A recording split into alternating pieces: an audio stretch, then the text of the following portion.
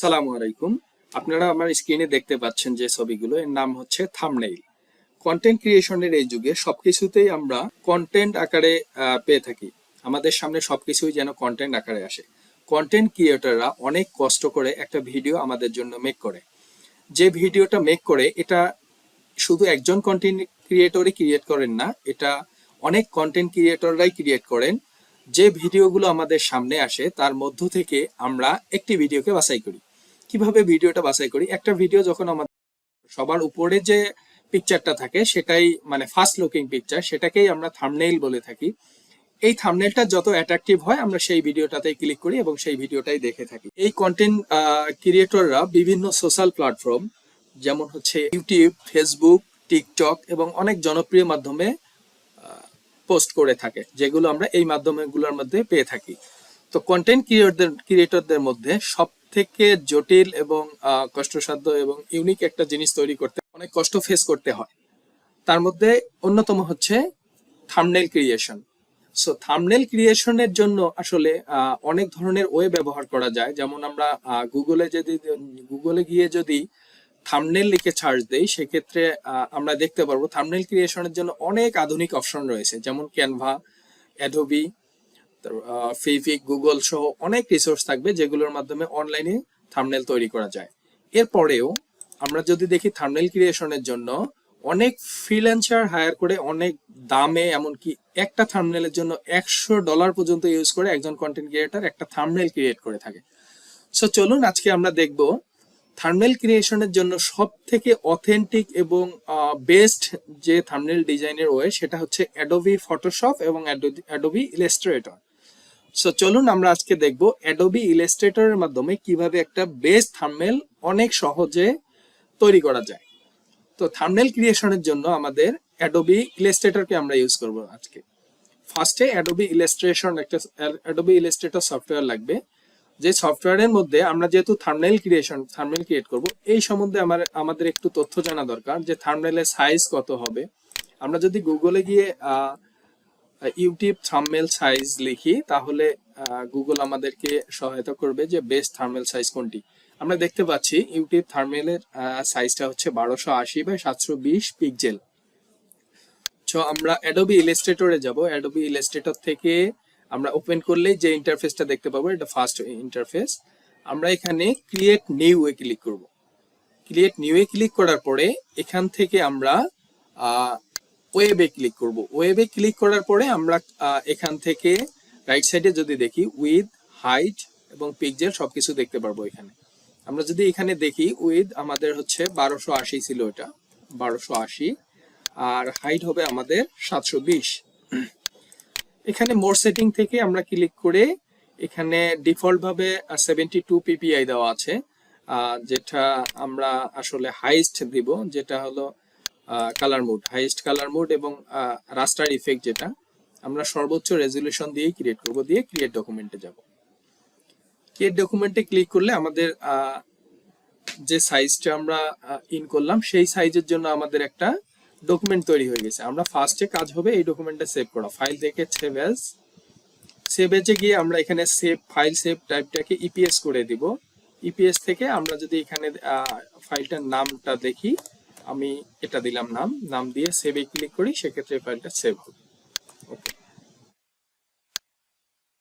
এখন আসি আমি যে থাম্বনেইলটা তৈরি করতে চাচ্ছি, যে থাম্বনেইলটার নাম আসলে বাংলা টাইপিং এর জন্য একটা ভিডিও, যে ভিডিওটার আমি একটা থাম্বনেইল তৈরি করে দেখাবো।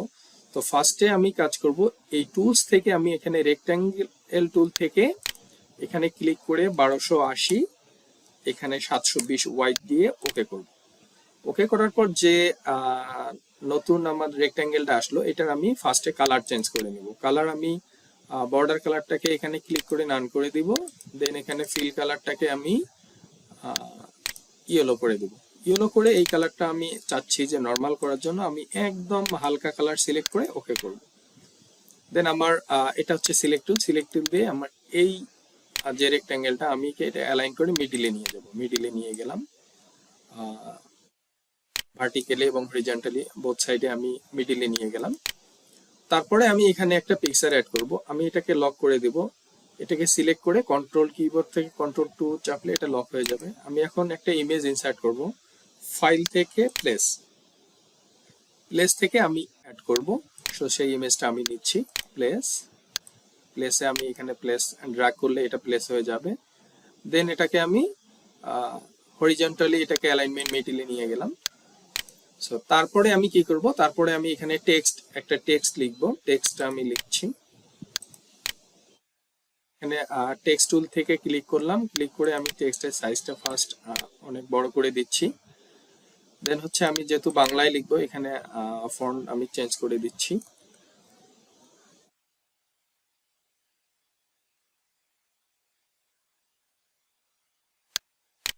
ওকে, দেন কিবোর্ড থেকে কন্ট্রোল অল্টার ডি চাপলাম, আমি বিজয় থেকে এটা লিখবো।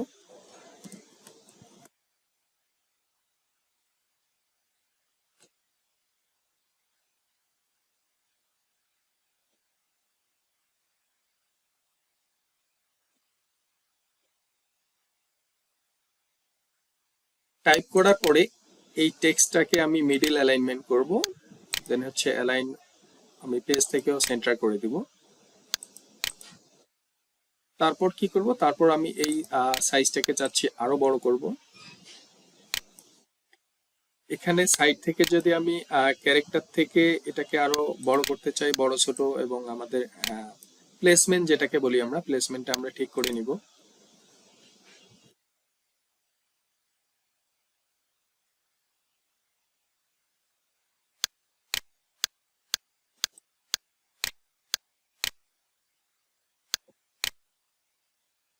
তারপর আমি যেটা চাচ্ছি, এই টেক্সটটাকে আমি হালকা শ্যাডো দিতে চাচ্ছি, এদের স্ট্রোক দিতে চাচ্ছি পিছনে। কন্ট্রোল সি দিয়ে কপি করব, কন্ট্রোল বি করলে ব্যাকে পেস্ট হয়ে যাবে।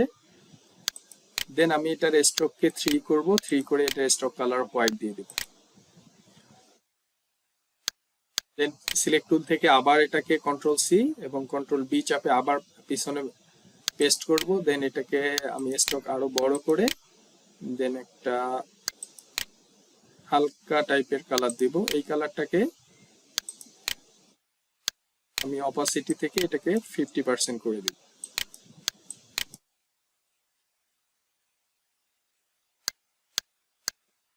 তারপর আমি তিনটা টেক্সটকেই ধরবো, কন্ট্রোল জি দিয়ে গ্রুপ করব, গ্রুপ করে অ্যালাইনমেন্ট থেকে অ্যালাইন মিডল করে দিব।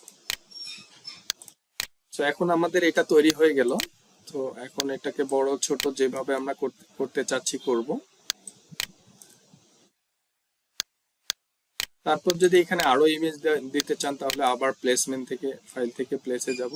এখানে যেহেতু টাইপিং সম্পর্কিত, আমরা এখানে একটা কিবোর্ডের ছবি প্লেসমেন্ট করতে পারি।